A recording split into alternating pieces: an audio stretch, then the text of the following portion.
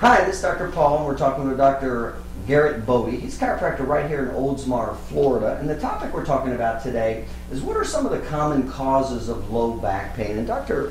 Bode, you treat quite as a chiropractor, I'm sure you see a lot of low back pain. We see low back pain on a daily basis. We have patients that come to see us every day, and that's probably our most common condition. If you don't mind, let's go into a little detail about what are you seeing as some of the common causes? Why are the patients you're seeing having low back pain? Some of the most common causes that we see are going to be things like disc injuries, joint problems in the facet or deterioration of the joint, things like arthritis, or pinched nerves, which can be due to a disc injury or misaligned vertebra, or even actually swelling within the spine around the spinal nerve. Now, when you say disc injuries, joint, and pinched nerve, which one of those are you seeing as that's most common? Probably the most common is going to be joint dysfunction. It's going to be things like arthritis.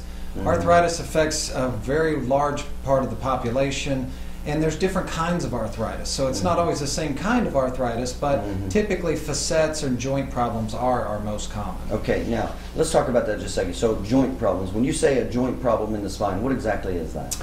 The bones of the spine have, each individual bone has 4 joints. A joint is an area where a bone comes together with another bone. And in the bones of the spine, you have 4 of these, 2 on the top and 2 on the bottom for each bone of the spine. Those joints have a capsule surrounding it that has fluid in it that gives nutrients to the joint, and that allows for the movement and fluidity of the bones of our spine, which allows us to move in many directions. And you're saying that joint inflammation, you're seeing that as a common cause of back pain, right? Absolutely. Now, what are some of the activities that are causing joint inflammation that you're seeing? Some of the activities can be overuse injury, trauma. A lot of times auto accidents are going to cause some damage to some of these joints as well. But within those realms, those are the 3 most common that we see. Okay. Now moving over to the disc, do you see very much disc injury? Absolutely. That's another common thing we see almost on a daily basis. The disc is the soft cartilage in between each one of the bones of the spine, and it's basically a fluid-filled sac. It's a sac that has water in it, and it's there to give cushion to the spine.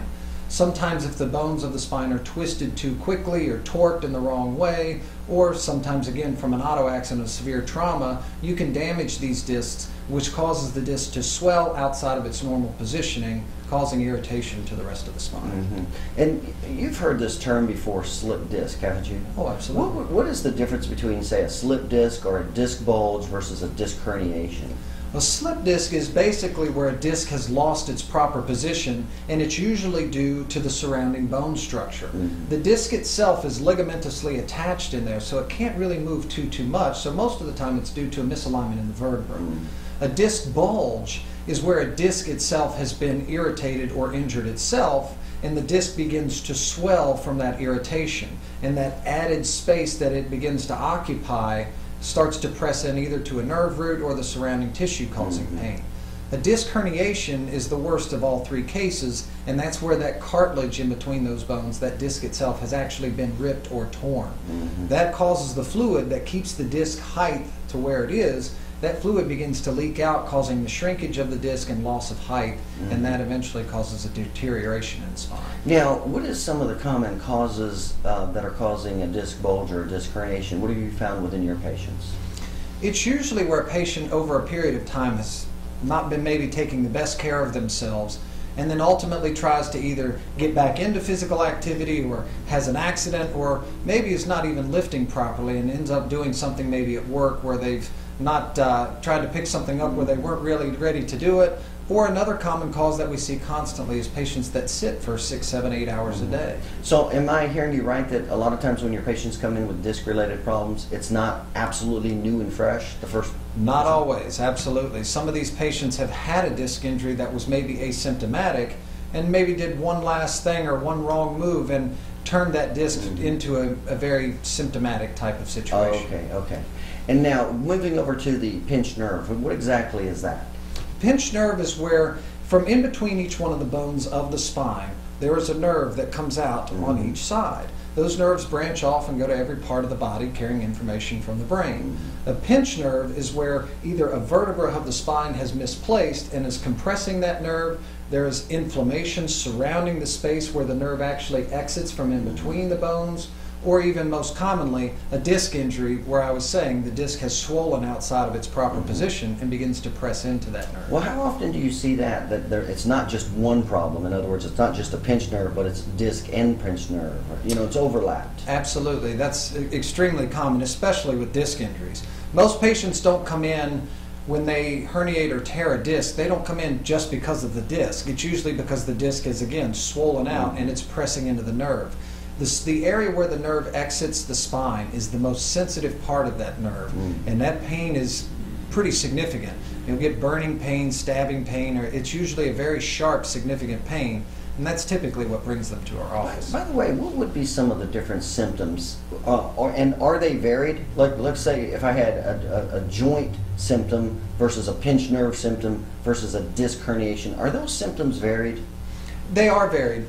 If you're talking about a facet or a joint problem, the pain is usually very local. It's very like a deep, dull, achy type pain, and it sometimes can be positional. With a disc injury, that pain is constant, and it's usually a sharp, stabbing, burning type pain. The difference is the pain goes from a dull to a sharp pain, and a lot of times those are the type of symptoms that you see not only with disc but also with pinched nerve. So what about when the person has leg pain? Is that possibly from the disc, the joint, or a pinched nerve? It's usually from a disc. Anytime you have radiating pain that extends out from the spine and is not local, that's usually signifying more towards the line of a disc injury as opposed to a joint problem. And what about the symptoms, the common symptoms of, say, a pinched nerve? Pinched nerves, you're going to see the pain, you'll get similar symptoms to a disc. However, often those symptoms aren't quite as severe. They're similar in the sense that it is still maybe a burning pain or a sharper pain, but it's not just quite as significant as when the disc itself is pressing into it. The disc itself does have a nerve supply, so it can be pain just from the disc tearing as well. So when you have a disc pain and the nerve being pinched by the disc, the pain will definitely increase in intensity. And how much of a factor in low back pain is muscle pain? Oh, well, it's a huge factor, because if the muscle functions by the nerve telling that muscle what to do, when to do it, and how to do it, and how much to do it. And if a nerve is being pinched or compressed or irritated, then the direct message that it's supposed to be doing of how hard to contract or how much to move, some of that message can be lost, causing more irritation to the muscle, more pain in the muscle, or abnormal functioning within the muscle. Right. What's the chances of somebody actually having muscle pain and then not having any disc injury, no pinched nerve, no joint pressure? In other words, it's only a muscle condition. Is that likely? Oh, absolutely. If someone comes in and it's usually if they have just a muscle problem, if it's not a disease process that this person has had for a long period of time, then it's usually something where they've done something and pulled the muscle or torn some of the ligament or pulled some of the fibers within the muscle. Oh, I see. So you're saying that might be more trauma related? Yes. Like what about the patients who think they may have like cancer, an infection, or tumors? That's something that you see very often causing back pain? It can, obviously. Any kind of thing that can form in the spine that's abnormal and should not be there can always cause pain.